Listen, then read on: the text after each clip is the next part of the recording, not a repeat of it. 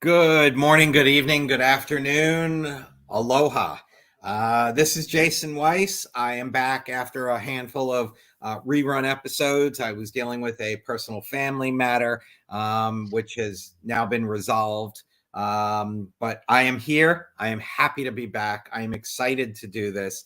And I am even more excited to talk about goingboldmedia.com is our new platform. Going Bold, feel empowered. So cool. Love the design, love the logo. Check it out, goingboldmedia.com.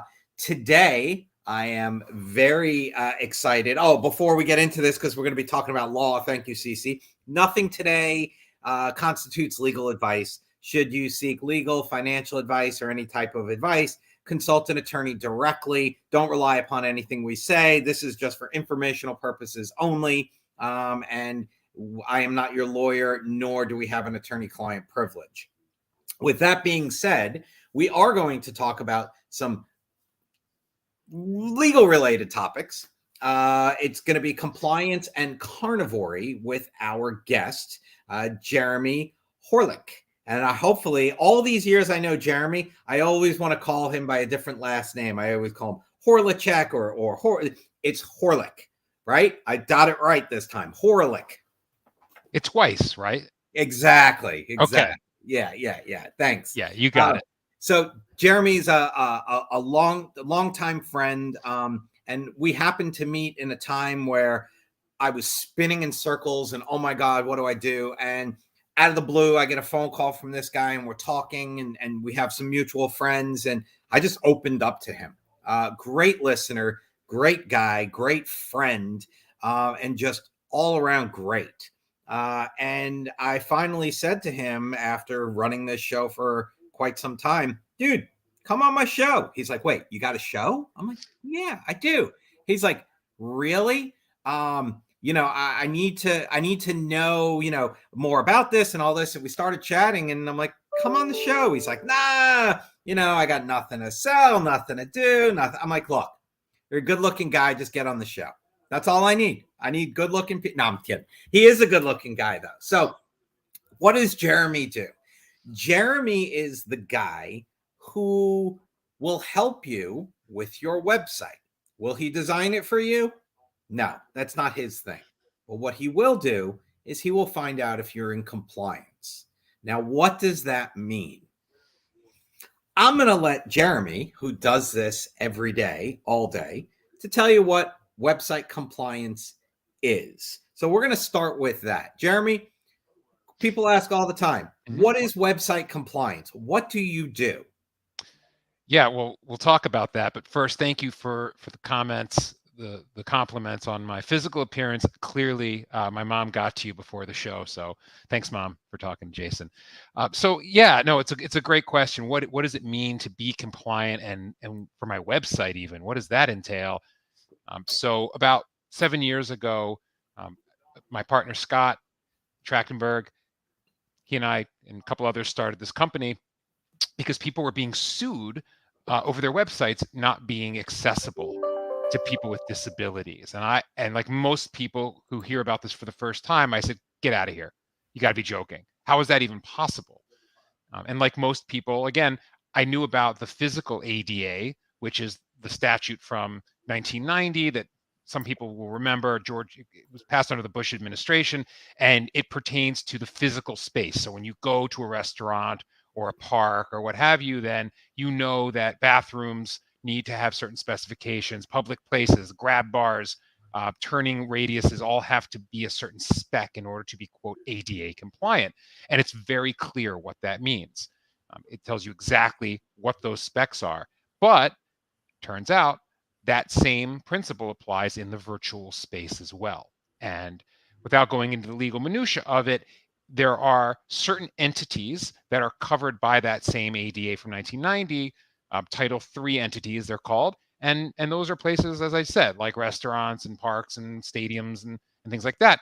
And so what happened was some plaintiffs started to reach out and say, hey, I can't use your website. And your website is a place of public accommodation under the ADA, at least as we understand it. That is the word, the public accommodation. It could be hotels, parks, restaurants, bars, doesn't matter. And just to put it in, the ADA was enacted in 1991, like you said, and there was a new version that was put into place, an addendum, an update in 2012. So that's what all of these restaurants and hotels and everything else, that those are they're in that category, right? But like you said, how often will you go to a website and try to book a hotel room, right? If a person is, let's say, hearing impaired, I can't book a website, or visually impaired. I can't do that. And that's where someone like Jeremy comes into play. And I've had tons and tons of clients that have either gotten sued for website problems, or, I don't have to worry about my website. And then next thing you know, they're calling me up saying, I got sued. I need help on my website. Yeah. So going back, all right, look, my website's totally compliant. And Jeremy goes in and he looks at it and he goes, no, you're not compliant. Now, Jeremy, without giving away trade secrets and anything like that, give an example or two of what is not compliant on a typical website. Just typical generics. It's abc.com. No, because there's an ABC radio station or a TV channel. So it's xyz.com. Let's use that. Go to xyz.com, and now what? Well, I'm sure there are no businesses with that name, so we're probably safe. Not, right? No. So I think first it would just be helpful to understand how people with disabilities use the internet, because for a lot of us who don't have a profound disability, I think we all have some sort of disability at this point. It's kind of counterintuitive. You would think, well, how do blind people even use the internet? And then it dawns on you, of course they use the internet. And most people who are blind or have another disability will have their own assistive devices. They have software, things like screen readers. And those screen readers will actually voice out loud what it is that the mouse or the point of focus on the computer is, quote, seeing, and they'll voice that. But if the site isn't built properly, meaning it doesn't have the proper code that was built the right way, then those technologies can't see the content and read it out loud, leaving the person to wonder, what is it that they're looking at on the website? So that is the thrust of most complaints that we see. So one of the big things people talk about is alt text. And I'm not a developer, right? I'm not a tech geek or anything, but even I know alt text at this point. But every image on your website, let me qualify that. Almost every image on your website should have something called alt text or alternative text. And basically that tells the screen reader what that picture is of. So if you're blind and you hit that picture of Jason Weiss winning a case in court, there should be some sort of text virtually that says, awesome attorney Jason Weiss prevailing yet again in court. And that way the screen reader reads it out loud and the blind person knows exactly what he or she is seeing. And so the lack of proper alt text is one of the biggest things that we see on websites. Every website's got missing alt text or incorrect alt text. So that's the kind of generic day-to-day example everyone reaches for. But the other one you might kind of intuitively grasp is color contrast. So you may not be profoundly blind, you might have color blindness. And so if you've got a red background and then you've got your company logo with pink text on the red background, somebody who's colorblind can't figure out what it is that you're saying, and they could potentially file a lawsuit over a lack of proper color contrast on your website. So I guess the question becomes, and there's not going to be an answer to this, like how far do you have to go? Where do you have to bring it to? Because, and I'll tell you the perfect example. When you are suing somebody in court, you have to have, at least in South Florida, you have to have your summons in English, Spanish, and Creole.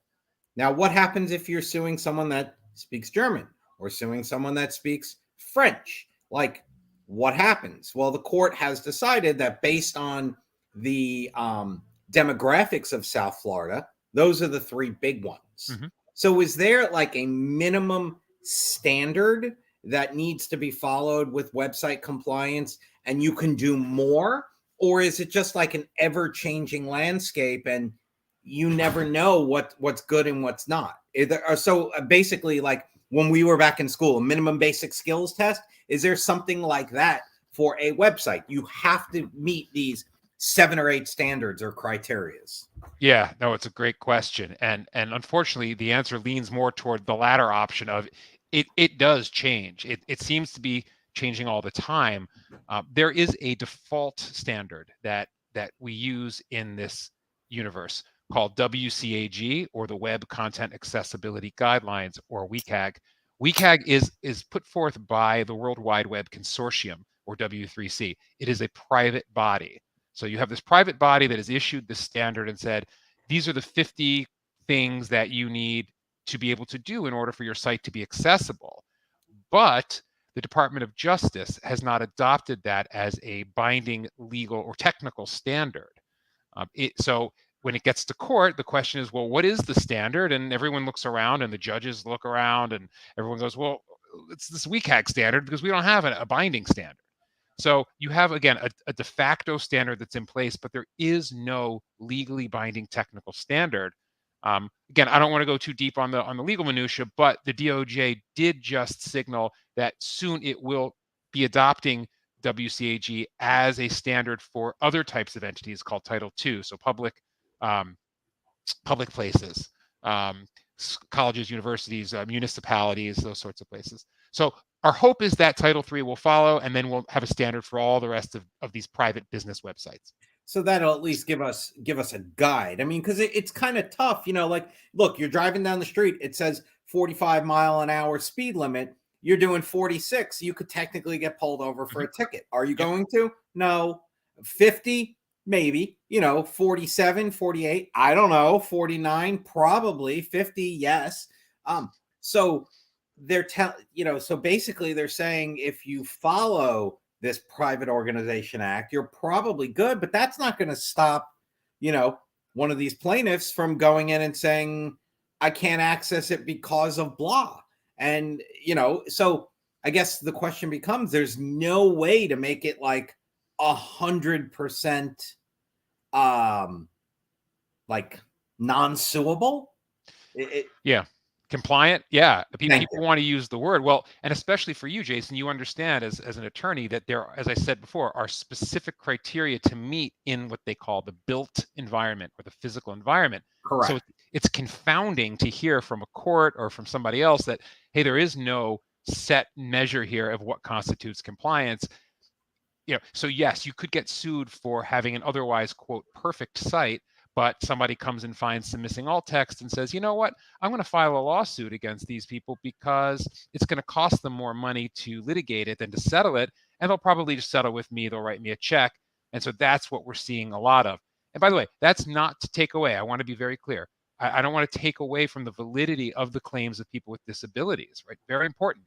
People with disabilities need to be able to use the internet and all technologies in a fair and equal manner as people without disabilities. So there are lawsuits that clearly have merit and sites that need to be fixed, but there is also this cottage industry of opportunistic plaintiffs who do look for opportunities to sue companies that are really doing pretty well on the accessibility side, but Correct. maybe they have one or two things. Yeah. Correct. And look, it's a sliding scale. Like I said, I use the speeding ticket. Is a police officer going to pull you over for 46? Probably not. 47? Probably not. 48? Probably not. 49 and 50? Yeah, they're going to do it. And guess what? When we were kids, our parents, they would tell us about, they used to have the fuzzy dice hanging from their rear view mirrors. Is that legal? No. Could a police officer pull you over for that? Yeah. Are they going to? Probably not, unless they need a reason to pull you over because they don't like the tint. They think your car is, being unsafe. They want to see something. You fit a description. Hey, you had fuzzy dice in your window. You're not allowed to have that. It's an obstruction. Mm-hmm. So you need to be as close to, and I don't use the word perfect, and I'm going to actually post about perfect on my Instagram either tomorrow or Monday. I've eliminated the word perfect from my vocabulary because there's no such thing as perfect. I could say to you, Jeremy, you're wearing the perfect shirt. I do love your shirt. Long Pole Life. That's my son's company. To me, that's the perfect shirt, right? But ask a kid who, or ask a kid's dad who his son's a goalie. He'll be like, we don't care about long pole life. We care about goalie life. That's great. So you cannot define the word perfect. So I'm challenging myself and everybody I know. Remove the word perfect from your vocabulary for 48 hours and see what happens. And see how many times you're no, that's really good. I like that. So back to that. Yeah. There's no such thing as perfect. Correct. And that's why I got into the whole thing with the summons and the civil cover sheet in Creole, Spanish, and English. Again, you can't cover every single person on every single thing. But if you show that you have taken these steps to make it accessible for everyone, or as close to as accessible as you can, then you should be good. Mm-hmm. But can you do it on your own? And this is to the audience. Probably not. Could you research it and do it? Yeah, sure. But my suggestion would be, and I say this to clients all the time, you got sued, you're afraid of being sued, contact Jeremy. Here's his contact information. And some of them take me up on the offer and they call Jeremy and they're like, hey, Jason Weiss said I should give you a call. Check out my website. Or you can go ahead and roll the dice and call him after. So that's something you don't want to do. And now I know we have Jeremy's email address up on the screen. It's HORELICK@gmail.com. That is his personal one because you're going to want to talk to him about other things other than site compliance. So you could get him there, but also the company is called ADA Site Compliance, ADA Site Compliance, and check him out. He is there. He will take your phone calls. It's not automated. It's not, and chat, ask questions, retain him, make sure you're safe, and try to avoid the problems. Because, I look at Jeremy as going into the doctor for a checkup. Make sure you're running smoothly. Make sure everything looks good. And talking about looking good, when I met Jeremy for the first time, I think it was at a Starbucks. We'd been talking for a year or two, and tall guy, very tall, and say it again, Jason. Go ahead. Tall guy, good looking guy. I then saw Jeremy a couple of months later, and I had to do a double take. I'm like, this is the same guy. Like, you've lost weight, not that you were fat, but you lost weight. You look healthy. You look strong. What the heck is going on? And I remember Jeremy saying to me in almost these words, I've gone on a little bit of a dietary change. And I know it's going to sound crazy, but I'd be more than happy to talk to you about it. I'm like, well, my business is crazy. I'm crazy. Tell me about it. Yeah. And he's like, all I do is eat meat. I'm like, what? He's like, I eat steak, I eat this, I eat that, meat. I'm like, so no vegetables? Nope. No fruit? Nope. No soda? Nope.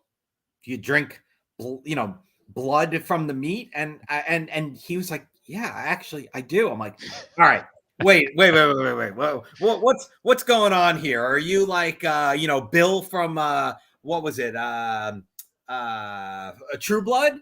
And he's like, well, kind of, sort of. I'm like, all right, you got to tell me about this. And he told me about this. It's called Carnivory. Mm-hmm. And I was like blown away, and not blown away like, oh my God, I can't, like, it works. And this guy is an example of how it works, how he lives his life. And it's crazy. And I don't mean crazy, like insane, like it still blows my mind. Yeah, mine too. So, tell us a little bit about your dietary plan is the best way to put it. It's your lifestyle, your eating lifestyle. Let's make it that. Yeah, so I'd put out the same disclaimer that you put out at the front of the show there about, this is not medical advice. No, I'm not a doctor. I'm not practicing medicine here. No, and you're not selling, and you're not hawking, and you're not doing pills. This is just something that works for you. And if you're on Instagram, TikTok, or any other social media, you could read things about it all the time. but this is just a lifestyle dietary choice that you have made, and it works for you. Amen. Amen. And I don't necessarily believe the way some people do that everyone needs to be a 100% carnivore all the time and just eat meat. But what will really blow your mind, and Jason, you know this already, is that for years and years, I was a vegetarian. I wasn't a strict veggie, but I would eat some fish and some chicken and some eggs, but I didn't eat red meat for years and years and years. And because I just believed what I'd always been told, which most of us have been told, right? Red meat causes cancer, red meat causes diabetes, red meat causes this and that and the other, and that fruits and vegetables are some sort of perfection, right? You don't use the word perfect, but this is what was always said to us. Perfect diet means eating the rainbow, getting lots of reds and yellows and oranges. And so I believe that, and I went along with it for many years. And it wasn't until about 3.5, 4 years ago that a dear friend of mine came to me and said, "Hey, I've been tinkering with my diet, and I started doing this carnivore thing." And I said, "What is this?" He said, "Yeah, just eat meat." I said, "That's crazy. What are you talking about?" He said, "Yeah, just eat meat." I said, "What about your cholesterol? It's going to go through the roof. What about your vitamin C? Where are you going to get fiber?" Those are like the three big things everybody always asks about right away. And he had answers for all of them, and I do too. But we're not going to have time to go in depth onto each of those. But those are the things that really blow people's mind. They go, "What about all the phytonutrients and the micronutrients and all those great things you get that are unique to fruits and vegetables?" And it turns out that they're really not that unique to fruits and vegetables. In fact, there's nothing that you can get from vegetables and fruits that you can't get from meat as far as basic nutrition.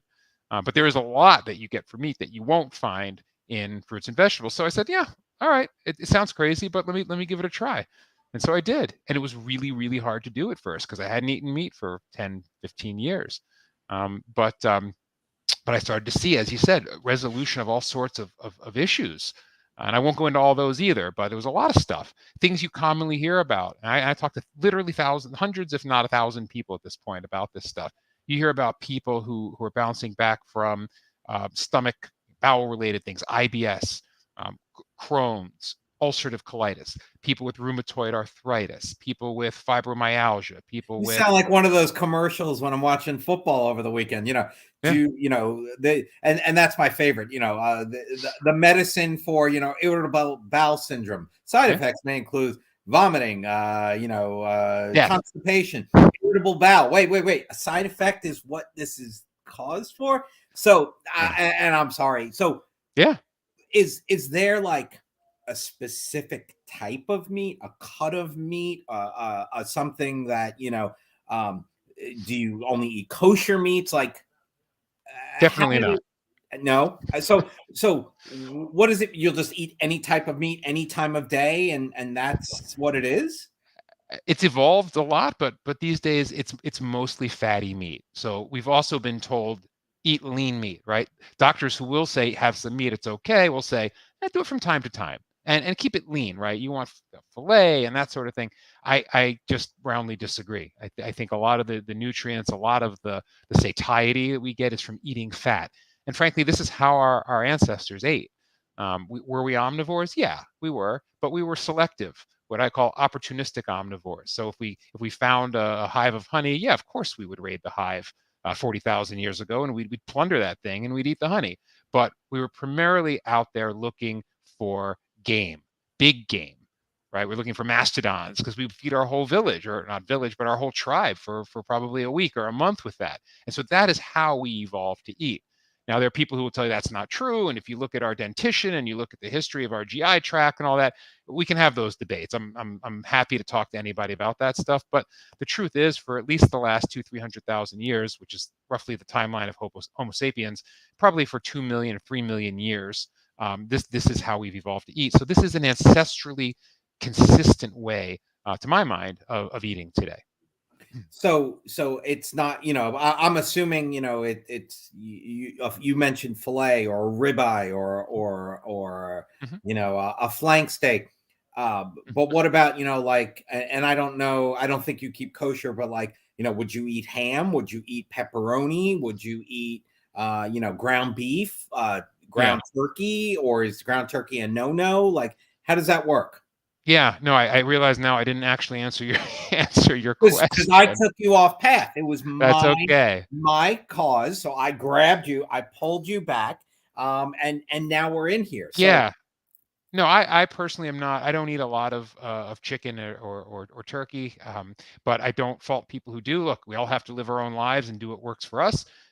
There are big differences. wait. Say that again, because you wanted to hear that you're good looking multiple times. I want you to say that again, because Which that's part? We huge. all have to live our own lives and do what works for us. We all have to live our own lives and do what works for us. 100%. Yes. 100%. So I no more want to mandate that people eat meat than I want somebody else to mandate that I eat insects. And there are a lot of people who want that for the population. But so Now I will say that as a quick add on to that, mhm, do whatever feels right for you. Mark Twain had a quote. It was mhm, you're never wrong for doing the right thing. But what do you think is the right thing is where we get into it, just like yeah, perfect. Do I think the right thing is to, call a friend up every day and say hello and check on them? Sure. Do I think the right thing is, not calling a friend every day and taking away, like I have a friend who calls me every time he's in the car driving. I know when this person calls me, he must be commuting from point A to point B. And it's usually the same day because he only goes into the office one day a week, and it happens to be smack in the middle of my workday. So what works for him doesn't work for me. So I've yeah, told him, I said, look, dude, I can't talk. Sorry, or I can make it so that I know so-and-so is going to call every day, every Wednesday between 12 and 1. right. Again, what works for you, do. And it might not work for everybody else, but also in the back of your mind, keep in mind that not everybody is going to agree with you, and not everybody's going to want to do the same thing. And just because you don't want to search for a spot and you want to park on the striped line between two handicap spots because you don't want to wait and you don't want to walk, think about all the inconvenience to the Yeah. people that actually need it. But Um, park and there. Park there before you park in a handicap space, please. No, park in neither. Don't park in either. Illegally park where, or at the end, or legally park across the street, walk. That's how I look at it. And one of my friends posted about that on LinkedIn yesterday, that he is in a wheelchair and couldn't get in and out of his van because someone parked between him and someone Yeah, else. And he was stuck at the park for 2 hours because this person decided that's where they're going to park. yeah, So, all right. So back to it. Beef yeah. jerky, Slim Jims, all that good stuff. Sure, if have at it. No.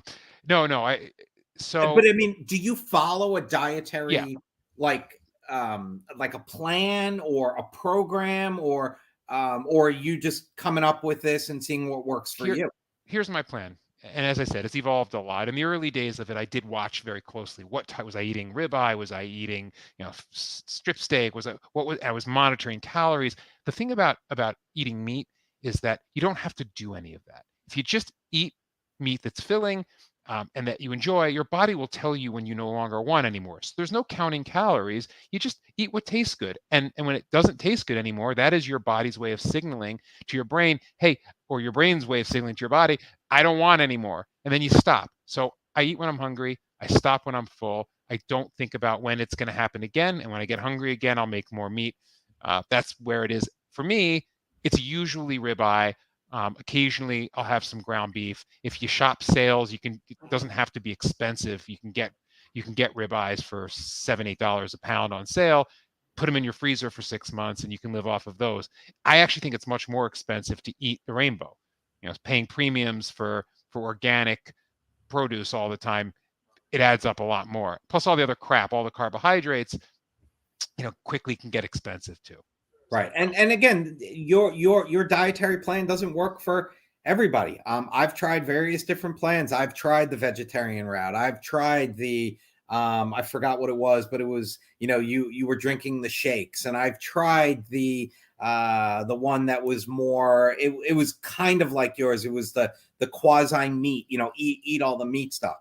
Yeah, The newest one I'm on right now is intermittent fasting. great. I eat from 11 and I make sure I'm finished eating before 7 o'clock. I Perfect. try for 6:30. I took off 8 pounds. I haven't changed what I'm eating, just the times. The only thing that was tough is I used to wake up every morning, have either a cup of coffee or an energy drink and a breakfast bar. And then I would be able to go till lunch. I cut out the breakfast bar, still have the coffee, Splenda, no cream, or a Celsius or a Red Bull or something else. And before you know it, it's 11:30 and I start eating.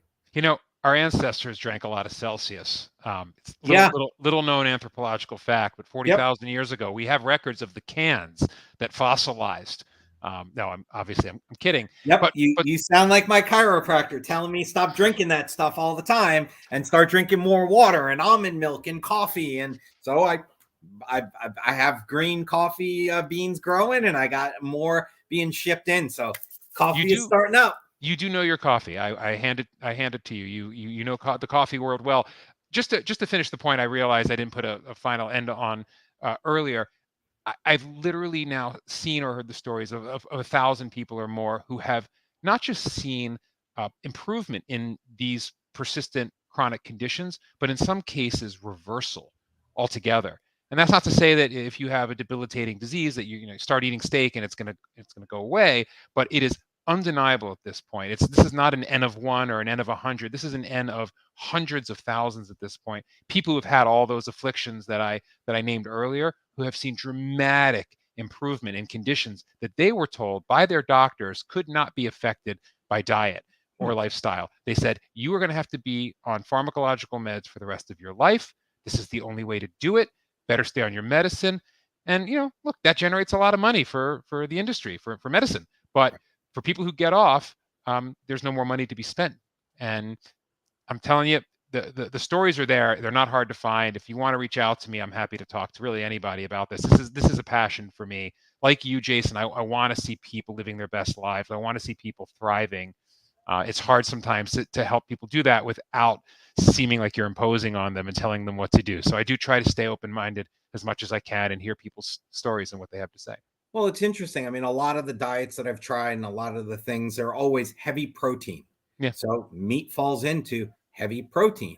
They may not tell you, but the opposite of what you just said, they're usually go get the leaner meats, go get, this, go get that. And you're saying what worked for you. Not to get overly personal, but your numbers with cholesterol and all of that, how have they increased, decreased, or stayed the same since you made the switch from vegetarian to more carnivorian? Yeah. Yes. Made that up. You did make that up. That's okay. I like it. I'm going to steal it. So cholesterol for a lot of people will go up on a carnivore diet as a function of ingesting more saturated fat. It is not tied to ingesting more dietary cholesterol. Even the FDA finally came out and acknowledged about 7-8 years ago that there is no connection between what they call dietary cholesterol and serum cholesterol. So eating cholesterol does not raise your cholesterol, but eating saturated fat will. And so I'm a bit of a contrarian, or I should at least say a skeptic on cholesterol. Most people I find don't really truly understand the role of cholesterol in the body. They've been told since they were very young that cholesterol is like the crap that clogs the pipe. And the more fat you eat, the more cholesterol your body makes, the more you're going to clog that pipe. And eventually it's going to cause a heart attack or a stroke. And I believe that. I believe that from a very early age. Well, it turns out that's not exactly the picture of how it works. So I am not as concerned about cholesterol as some people are in the context of overall metabolic health. If you are otherwise metabolically healthy, meaning your blood sugars, your insulin and blood sugar are well controlled, your waist size is more or less where it should be, you don't have high blood pressure, your HDLs look good, your triglycerides look low, then those are the markers for metabolic health. If those things are all in line, having an elevated cholesterol isn't really a huge risk factor. Now, if you have diabetes and you have cancer and you have a million other things, then yeah, you want to be concerned about your LDL, especially, which is so-called bad cholesterol. But even that framework of LDL equals bad, HDL equals good is a little simplified. Again, not to go too deep on it, but there's reason to believe that doesn't really tell the whole story. So I guess if you want to hear about site compliance, check out Jeremy at ADA Site Compliance. And if you want to talk more about dietary, you should contact him at his email address. CC, if you don't mind just putting that one back up again real quick. on his Gmail account, because I'm sure his partners and business colleagues probably don't want him spending his time in the office talking about the class I took in college called The Meat We Eat. And you can get Jeremy at HORELICK@gmail.com. And you can also find out more about your website's site compliance for ADA site compliance. If someone is listening to this and says, it's interesting, I just want to find out a little bit more. Is there a book? Is there a website? Is there a resource? Where could they go to do a little bit of learning on their own? On meat or on let's ADA? Start with the meat and then we'll go to the ADA. ADA, go to your website. Yeah, ADA go to our site compliance, 100%. What about on the meat? Yeah, you teed that one up. Thank you. Yeah, our website has all of that information, adasitecompliance.com. On the meat thing, I would say so many of the youngins now, the kids these days, they're all doing it on YouTube, and I'm not even on Instagram or Twitter or X or whatever it's called. I would go to YouTube. There are a few really great people to follow. I've been a fan of Dr. Sean Baker's for a long time, SHAWN, largely credited with coining the term carnivore diet. He didn't create Carnivory, but he's the one who came up with the term. So he's got a ton of great videos. There's a guy named Dr. Anthony Chafee, who's a neurosurgeon in Australia, who's also terrific. Check out his stuff, CHAFFEE. Dr. Ken Berry, also terrific.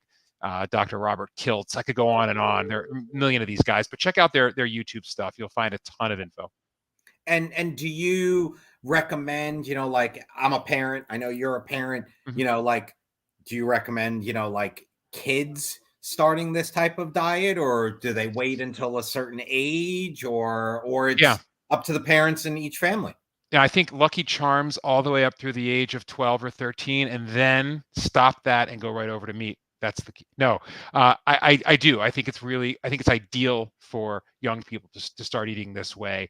The stuff that we're feeding them now clearly isn't. You look at the population, right? We're fatter, we're sicker, we're more depressed than we've ever been. I don't think we're doing kids any favors by giving them processed food to eat. So yeah, if your kids will eat it, do it. And even if they won't, you should do it anyway. Because by the way, kids love to be forced. They love to be told by their parents what to do.